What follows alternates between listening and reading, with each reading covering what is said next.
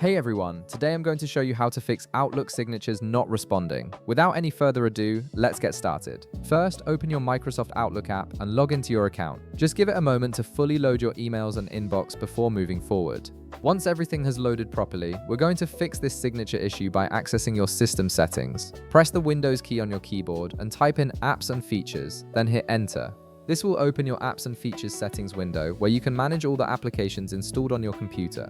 Now, when the Apps and Features window appears, look at the right side of the screen. You'll see a complete list of all the apps currently installed on your system. At the top of this list, you'll notice a search bar. Click on it and type in Outlook. This will filter the results and make it easier to find what we need. From the search results that appear, locate the entry that says Outlook with Microsoft Corporation listed as its description.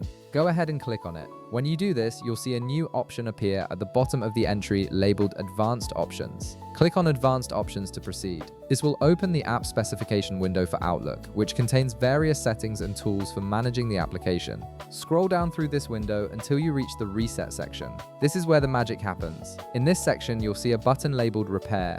Click on the Repair button, and the system will automatically begin fixing any corrupted files or settings that might be causing your signatures to stop responding. The repair process typically takes just a minute or two, depending on your system's performance. During this time, Windows will scan and fix any issues with Outlook without affecting your emails or personal data. Once the repair completes, your Outlook signatures should be working perfectly again. And that's it. You've successfully fixed the Outlook signatures not responding issue by repairing the app through Windows settings. If this video helped you out, be sure to leave a like, subscribe, and I'll see you in the next one.